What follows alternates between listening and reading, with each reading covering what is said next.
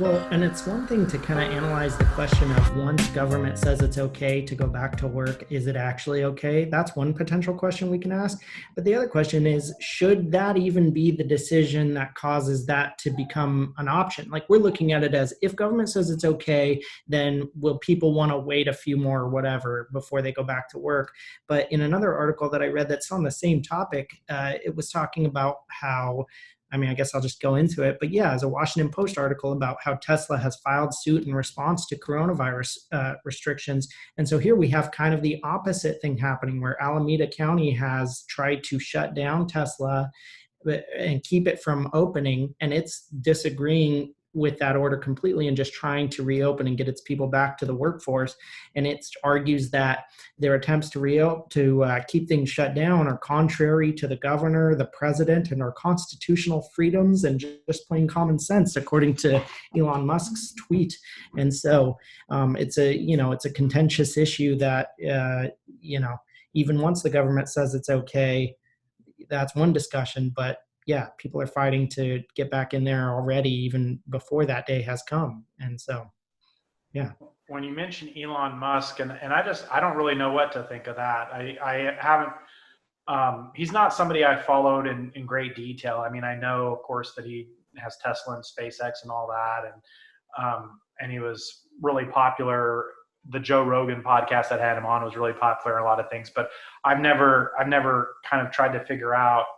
I've never really spent enough time listening to him to really understand him. So I was a little bit, yeah, I would say I was disappointed in the sense that I think what I thought in my mind of him is, oh, he's kind of a great American entrepreneur, you know, and and and and perhaps this doesn't change that framework for him, but yeah, I felt it was a little bit disappointing that kind of pushing that he needs to open the Tesla plant just from the standpoint of how really important in the grand, across all the things that need to open in the economy is the Tesla plant putting himself in the forefront, in the front and center of fighting a battle of we need to get the country open, uh, getting the country open, talking about getting a Tesla plant open doesn't seem like the poster child for why we need to get the country open. I guess let me say it that way.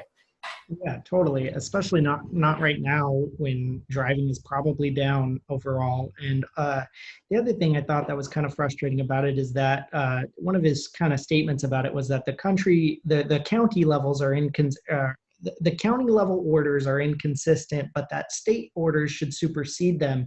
And so I guess as I read it, what went through my head is, does he actually believe that, or instead of that, is he just cherry picking which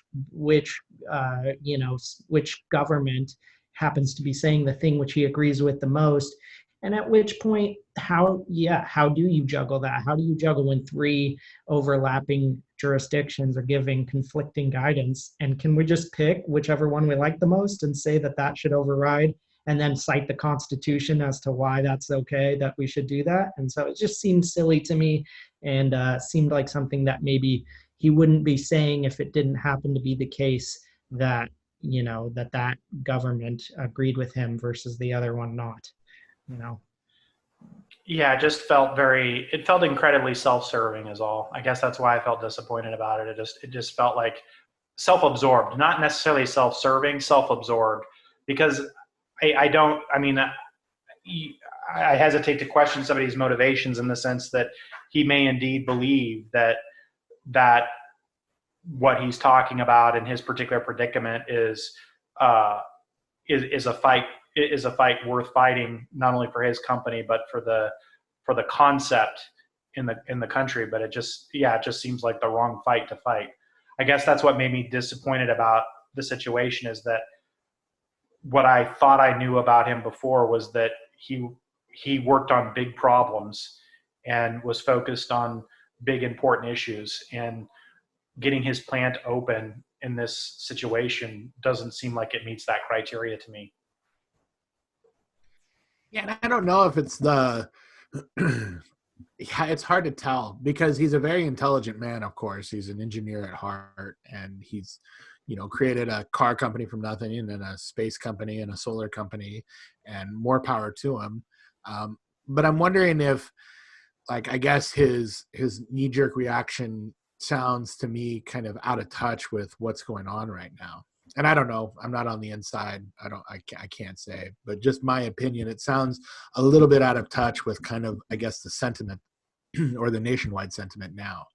Now, history will tell whether he's right or wrong, whether I think we're overreacting and we can go back. But I would just say that if I was in his position, I would just kind of proceed with measured caution because, everybody is watching. He does have a large target on his back to fall.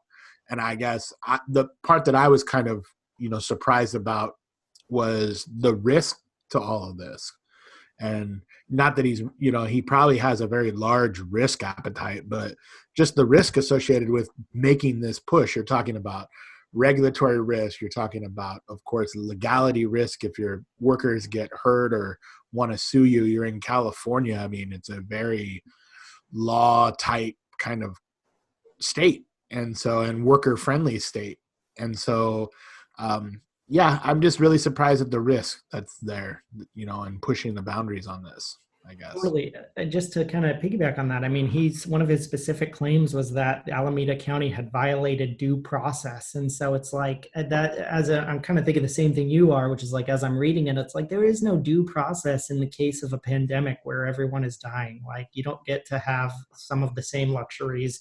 And especially when the move on the government side is towards safety, right? It's like due process just doesn't seem to apply the same way when the stakes are what they are. And so, I agree.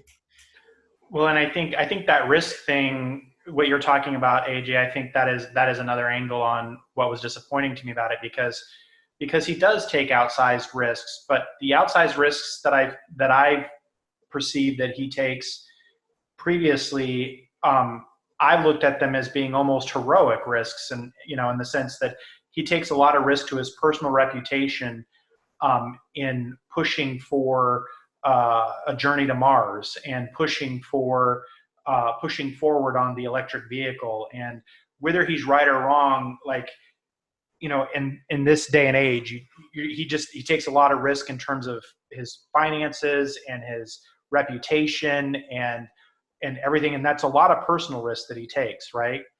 But this is different because in this endeavor, whether he's right or wrong, and I don't know that he's wrong, but it is that risk point, right? Is that we don't know for sure that he's right either. And so he's not just risking his personal reputation or money here. He's risking people's lives, the employees, and really, if that factory is a significant part of Alameda County, he's risking the entire community with his actions on that. And so to me, that's a whole different level of, it's different. It's not the same kind of heroic risk that he's taken on other things. He's now risking other people in the community with his positions, and that just seems a little bit self-absorbed to me. Totally.